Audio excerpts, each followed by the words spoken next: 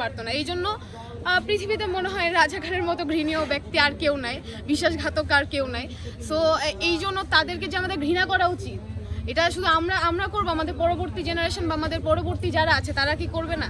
তো তারা যেন করে, যে এইভাবে যেন এটা বারে বারে চলতে থাকে।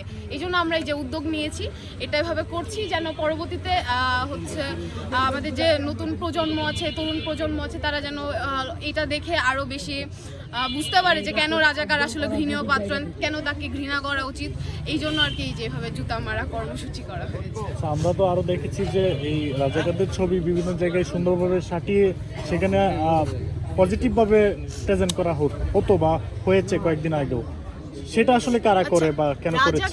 রাজাকার কথাটা যে নিঃসন্দেহে একটা খারাপ বা গালি, আমরা জানি যে রাজাকার বলতে আমরা গালি বুঝাই, বাট এই যে জুলাই আন্দোলনে রাজাকারটা এমন ভাবে মানে করা হয়েছে যে এটাকে এখন আর মানুষ গালি হিসেবে আর করে না, মানে ভাবে না বা দেখে না।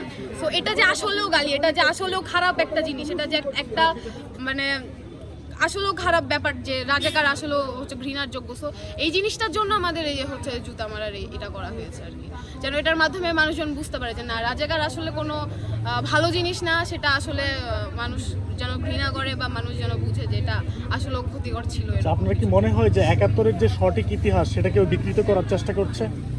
বিকৃত তো করতেই থাকে, কালের বিবর্তনে কত কিছু পরিবর্তন হয়ে মানুষ হলো প্রত্যেক দিন প্রত্যেক সময়ে নতুন জিনিসপাতি বিকৃতি করে, এখন করেই তো। আমি একটু কথা বলবো। আমরা দেখলাম যে এই যে দল আপনার অর্থাৎ গোলাম আজমের দল জামাত ইসলাম কিন্তু আজকে বিজয় দিবস উদযাপন করছে, আপনি এটা কিভাবে দেখেন?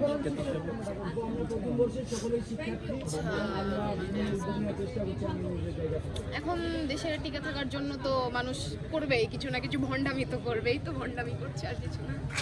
তারা তো বিভিন্নভাবে বিভিন্ন স্থানে তো বিজয় দিবস ইতিমধ্যে কর্মসূচি পালনের করতেছে, আপনি এটা কি বলবেন? আমি এটা নিয়ে কোনো কমেন্ট করছি না। আপনার পরিচয়টা কি একটু বলেন? আমি সারা, ঢাকা বিশ্ববিদ্যালয় প্রথম বর্ষের শিক্ষার্থী। একদম মারবেন আপু? মার্সি, আচ্ছা আরেকটা মানান তো দেখি। দর্শক দেখতে পাচ্ছি একটি শিক্ষার্থী নিয়োগ করা হচ্ছে। ঢাকা বিশ্ববিদ্যালয়ের শিক্ষার্থী সরাসরি গোলাম আজহারের ছবির উপরে নিক্ষেপ করা হচ্ছে। মারেন মারেন